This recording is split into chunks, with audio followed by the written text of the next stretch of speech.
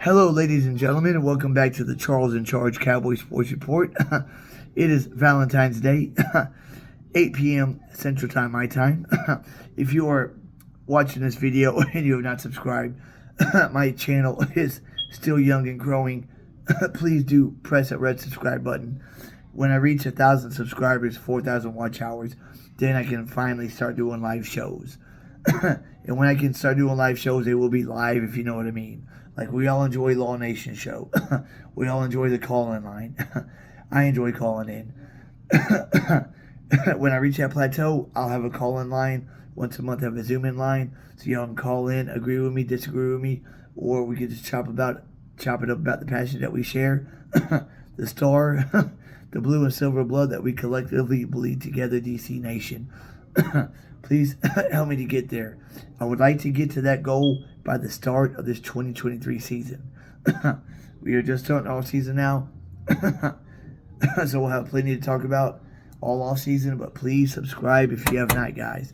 Every subscriber counts, and I cannot do it without y'all. Y'all will be entertained when I get to that goal. I guarantee you that, because all I can do right now is cut a video, let it load for 3 hours, and then y'all watch it. My live videos will be really good, and my channel will grow exponentially once I hit that first goal. So we escaped Philadelphia getting their second Super Bowl in 6 years. Or is it 5 years? 2017, 18, 19, 21, 2. Their second Super Bowl win in 6 years. Under two different regimes, two different head coaches, two different quarterbacks. That just makes Jerry and Steven look really bad. Now, in the ESPN way too early power rankings, they have the Cowboys ranked 6. I do not like this. I want everybody to be down on the Cowboys and say they'll have a medial season at best. 8-9 wins, maybe a 7th round playoff spot, 7th seed, kind of like they did last year. Because every time we go into a season with Super Bowl expectations, and there's people out there saying we're going to represent the NFC in the Super Bowl. 2008, after the 07 season, Super Bowl aspirations, we went 8-8. 2015, after the 2014 season, we were picked to go to the Super Bowl, went 4-12. 2017, after the 2016 season, Super Bowl favorites, went 9-7, missed the playoffs.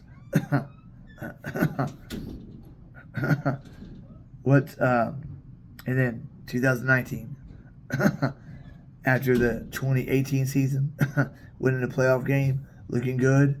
2019, they had us in the Super Bowl. Finished 8-8, didn't make the playoffs. Didn't make the playoffs in any of those seasons. 2021, we win 5 games. We lose the first round of the playoffs. All season, we don't do much. We lose more players than we add. Everybody says we regressed. So really no expectations. And we were on the cusp of going to the 3rd round. So I know Dan Quinn can get his unit in the mentality of, y'all ain't done nothing yet. Y'all ain't nobody, y'all ain't done nothing yet. Don't talk about it until you do it. Now that Kellen's gone and Mike is at the OC, the true OC, and play caller, I hope he can get that message to the team. Not to start smelling themselves too early. I saw an article,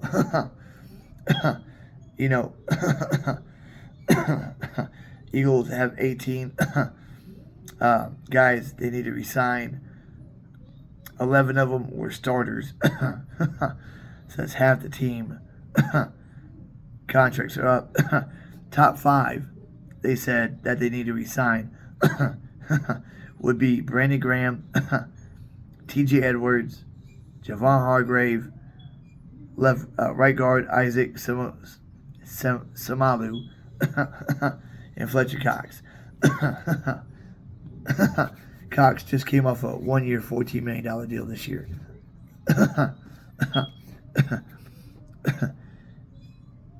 In this list, you got James Bradberry, who was at almost $7.5 million.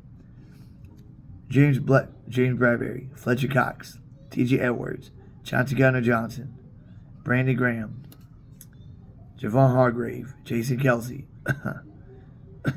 Miles Sanders, Boston Scott, Isaac Samalu, and Kazir White. Those are 11 starters. Not rotational guys, but, starters. When I look down the list of our guys that we need to resign, we had 9 starters on that list. Anthony Brown, one of them. We'll let him walk. Dalton Schultz, one of them. He'll be walking also because we have 2 really good young tight ends. And the third one that we can let walk was most likely Dante Fowler or Anthony Barr. One of those 2 guys can walk. Actually, no, it had to be a starter. No, Connor McGovern. Connor McGovern was the third that could walk. So Anthony Brown, Dalton Schultz, and Connor McGovern can walk. McGovern can resign, but not at a top-notch deal, not by far. So we have 6 starters that we really got to resign. That'd be Tony Pollard. They're stupid if they don't do that. We are going to resign him, even if he's at $10 million a year. Tony Pollard, Donovan Wilson, Terrence Steele, Leighton Vander Esch, Jonathan Hankins, and the 6th one I would say would be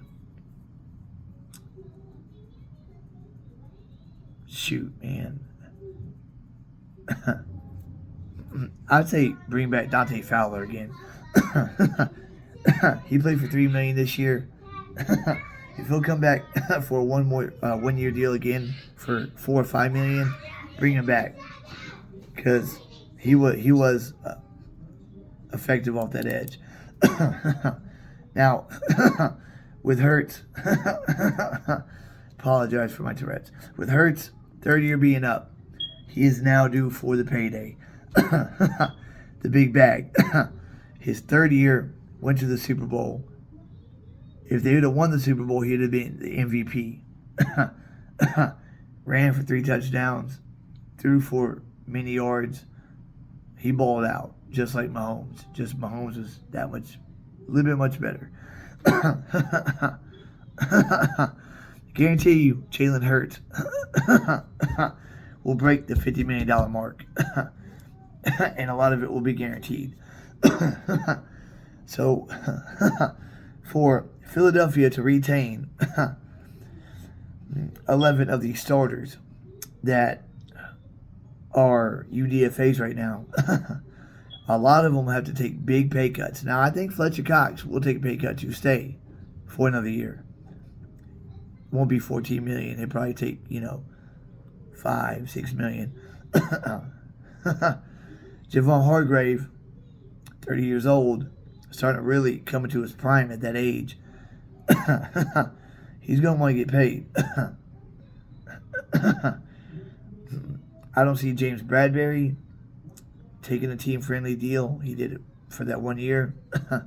Chauncey Gardner-Johnson, hell no. That was his last year of his rookie deal. He wants to get paid. Linville Joseph and Ndamukong Suh, they were rotational guys. They'll be gone. T.J. Edwards had 159 tackles for Philly. He's going to want to get paid. Kazir White might take a team-friendly deal. Robert Quinn will be gone. He would just, a Band-Aid, Miles Sanders, 25 years old, he's going to want to get paid. That's for sure. Boston Scott will probably take a pay cut to stay. Miles Sanders is probably going to be gone.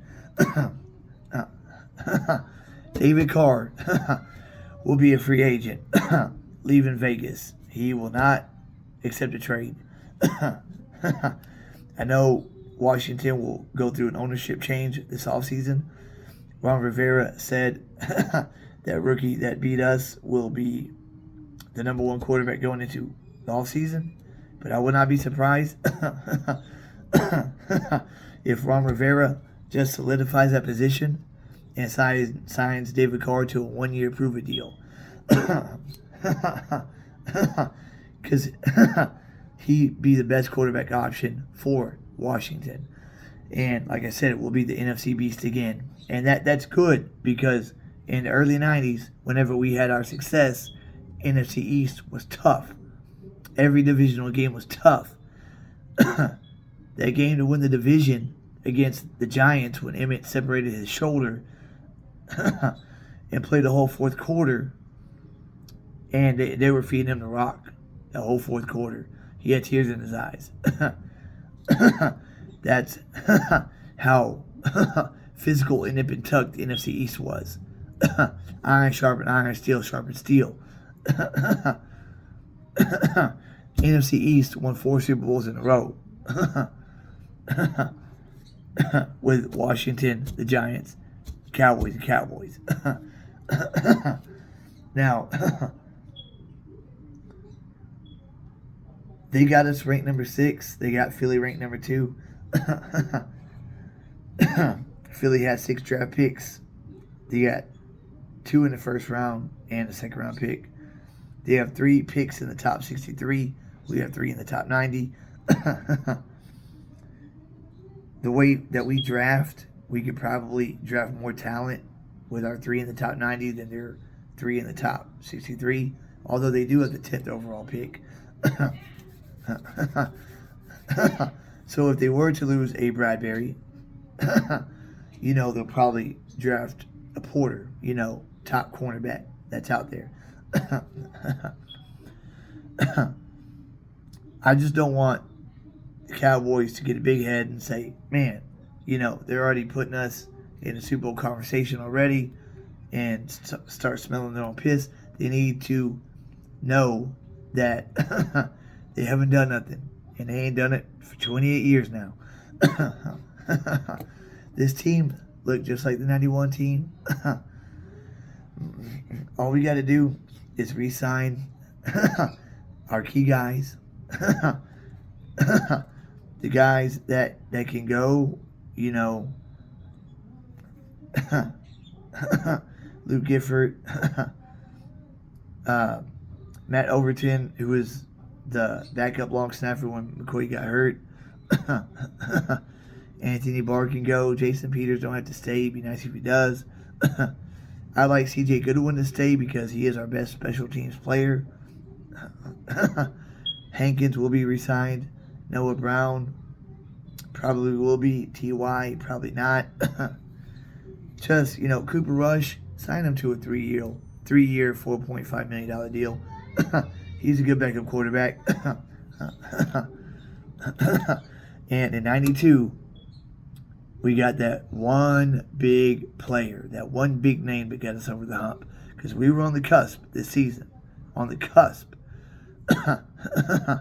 In 92, we got that one big player that got us over the hump. That was Charles Haley. In 95, we got that one big player that basically guaranteed the Super Bowl. That was Prime.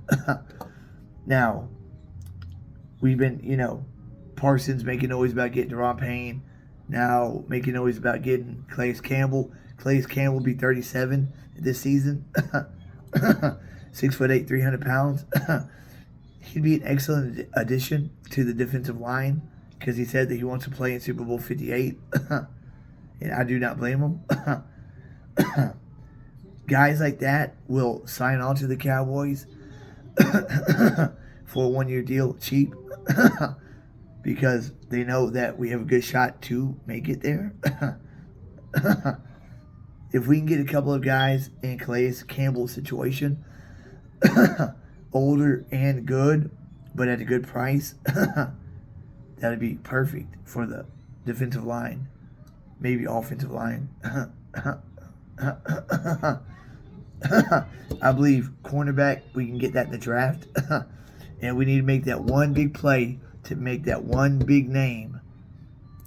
And I believe that'd be wide receiver. Don't know who it is, but whoever it is needs to be another one. So we can have 2 ones, just like Philly did, just like Buffalo, Cincinnati. If we can make that big move for that big playmaker, that big one move in the offseason, via trade, free agency, whatever it be, whether it be Hopkins or there's going to be cap casualties out there, and there's going to be some big time free agents at the wide receiver position. And with Michael Gallup coming back off the second year of his ACL tear, he will be the Michael Gallup that we recognize. Re-sign Pollard because he was the most electric player this season behind the Cheetah. Sign him to 4 years, $40 million a year, guarantee 30 of it. Get Zeke down to almost a vet min. I believe he'll do that because he's made his money. He wants to win now. I know I was saying draft a left guard, but if there's a Chris Lindstrom out there or a good left guard that's a good plug and play, just go get him. Go get him so he can play next to Tyler Smith, who in year 2 is going to be a freaking monster.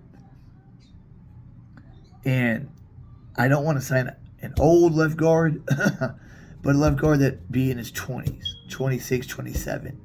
Chris Lindstrom, I believe, was drafted 2018, 2019. So if Atlanta blows it up and he's a free agent, sign him. Sign a Chris Lindstrom. Him next to Tyler Smith, with Terrence Steele next to Martin, and B-Dash going to his 4th year at center.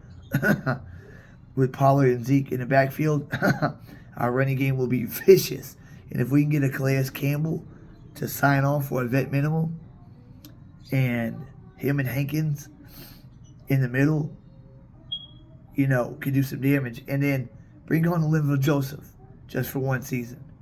1 year deal. Ndamukong Suh is going to be 37 also. Maybe even him. Him or Joseph. One of the 2. Bring on for a 1 year cheap deal, because one of those 2 guys wants to win a ring. Sue hasn't got a ring, nor does Joseph. Robert Quinn, he'll be 33 when the season starts this next year. Eagles won't re-sign him. Maybe kick the boots on him again. When he played for us in 2019, he was our sack leader. I predicted that we'd have 4 guys with 10 plus sacks. And I was wrong. We had 4 guys with 6 plus sacks.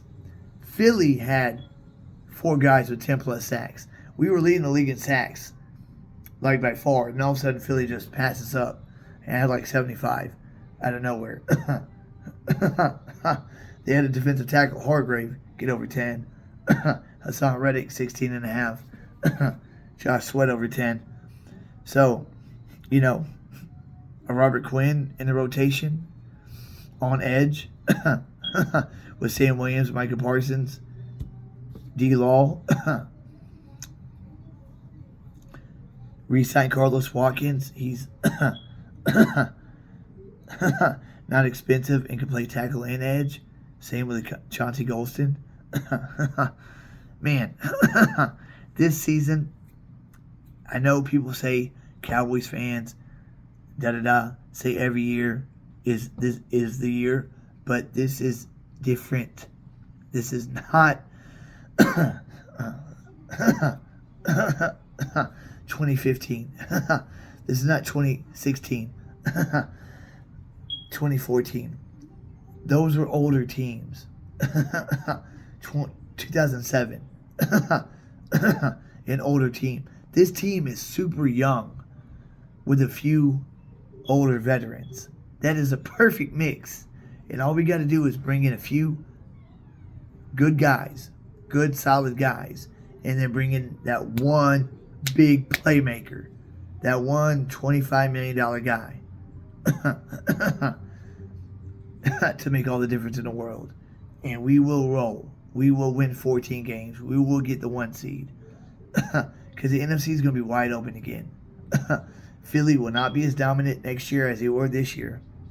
The Giants will probably get better. Minnesota's Minnesota. San Fran, we'll see what Trey Lance will be about, because apparently he's going to be the starting quarterback. Brock Purdy be the backup. No more Brady.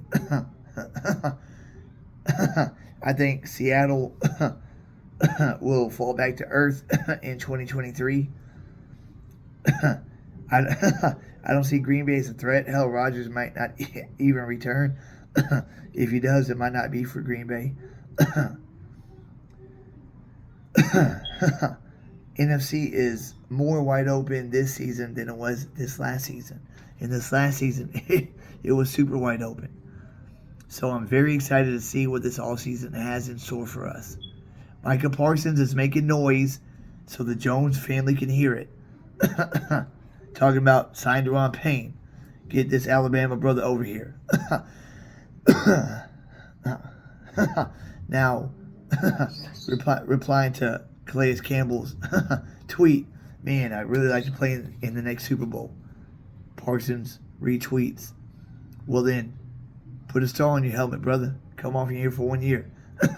He's doing this to get into the Joneses' ear, to let Steven and Jerry know we need a few more guys to get over this hump. We were on the cusp this last season, on the cusp. And if we would have had 1 or 2 more playmakers, we would have gotten over that cusp and went to Philly and had a good chance to beat them. We split games with Philly. Philly don't own us by any means. If anything, we've owned them throughout the years, except for the early 2000s, for those 4 years in a row where they just, went to the NFC Championship game every year.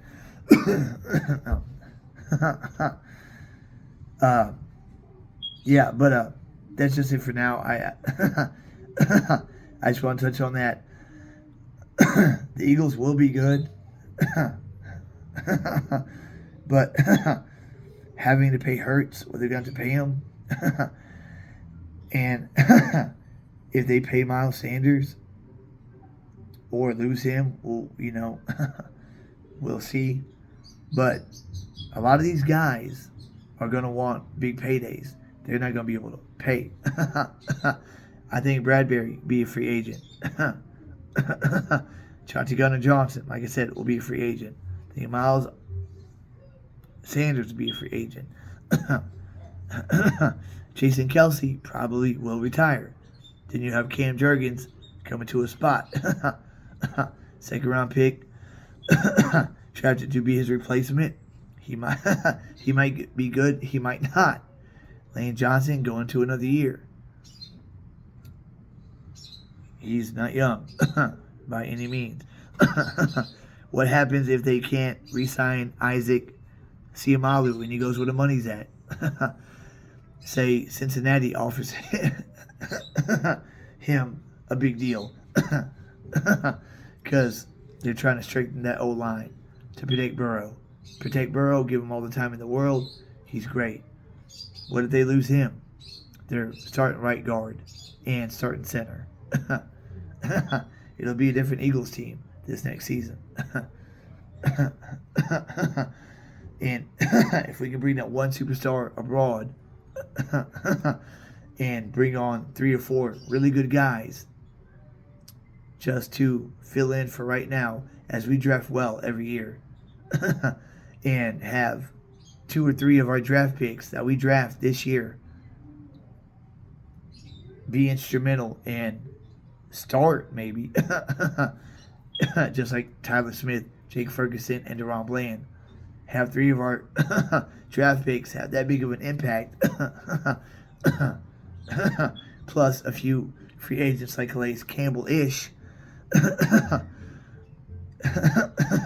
where it's not long-term deals, but, team friendly.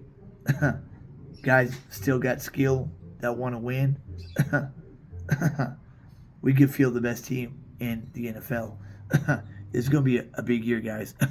I've gone 25 minutes. Please subscribe, like, and share. I'll get better with my Tourette's, controlling them, because it aggravates me as I know it does y'all. I do apologize for that. But I will be on this team all off season. And I do believe that Jerry and Steven will make a few moves that's uncharacteristic of them, because they know how close they are to getting that, to getting where we want to go. And we don't have to sell the farm like Philly or the Rams or Tampa Bay did. We have a team that's good enough. We have a team that was good enough this year to get there. But the injury to Steele, Tony Pollard fracturing his leg during the playoff game, things like that, Michael Gallup coming along slowly after the ACL tear, things like that. So just get 3 or 4 good older free agents on 1-year deals. Draft well again. And get that one big free agent that costs big money. That'll make the difference. And this team will get where it needs to go. And maybe sign, maybe not 1, maybe 2. Maybe Chris Lindstrom is that second big free agent signing, that left guard. Because if you sign him, and you got Tyler Smith, Chris Lindstrom, Biadash, Martin, and Steele, you got a top 3 offensive line right there. You got an offensive line that mimics Mark Tuinei, Larry Allen, Mark Stepnoski, Nate Newton, and Eric Williams. I mean, the great Wall of Dallas that blocked for Emmitt Smith for all them years and gave Troy Aikman all that time in the pocket. And Dak needs to scramble more. If you go back and look at that 2nd and 2 interception when we're tied at 6 and could have went up, we're at the 18. If you look at that replay from the back judge's point of view, you see Dak Prescott has a lane 7 yards wide that he could have ran to the 5-yard line just about. Instead, he throws it double coverage. I don't know why. Gets intercepted. If he scrambles more and cuts that crap out and just becomes a game manager like he was in 2016, that's all we need him to be, is game manager. Be game manager. Mike McCarthy, Brian Schottenheimer, Jerry Jones, Stephen Jones, all sit him down. Say, we know what you can do. We've seen your stats. We've seen you put up big stats. 80% of those was stat padding whenever you were down multiple scores. You're a great game manager. Stay in your lane, and we'll be just fine. Just like Cooper Rush. Cooper Rush didn't do more than he had to. He didn't go out of his zone. Cooper Rush stayed in his lane. That's why he went 4-0. 5-0 in his first 5 starts. Against Philly, he went out of his lane because he was so hyped for the game. I can understand that. 3 first-half interceptions. But he composed himself, almost came back and took that sucker. 3-point game in the 4th quarter. Keep God first and foremost, guys. He comes before everything, even this. As much as we love this, God's more important. He's number 1. Seek him in his righteousness, and all these other things will be added unto you. I'm a living testimony of that. I believe I got to put that at the end of every one of my videos. God is creator of all, loves us all. Please subscribe, like, and share, guys. Help me get to that 1,000 subscriber mark. I will bring y'all great content. I've been a fan for 30 years. I'm 36. I'll turn 37 in September. My first game was Super Bowl 28 against Buffalo, Part 2. I remember watching that game that night. For some reason, I fell in love with that team. Fell in love with the star. We were down 13-6 at halftime. I said one of my first prayers. We come back and won 30-13. And I really believe that my prayer is why we won the game. So I make a joke that the Cowboys led me to Christ. But ever since then, I've bled blue and silver. Watched every game from the 94 season on. Played wide receiver all the way through high school. Could have played college if my parents had their shit together. I love the game. I love the star. And I've got 30 years on this team. I've got great insight, great content. Y'all will be entertained. Please subscribe. It will be an investment that will pay off tenfold. I guarantee y'all. That's it for this episode right now. Just want to touch on starting the off season. And just a little bit this and that. A little bit this and that. That's about it. I'll catch y'all in a few days, guys. Be safe and careful out there. And Charles in Charge is out.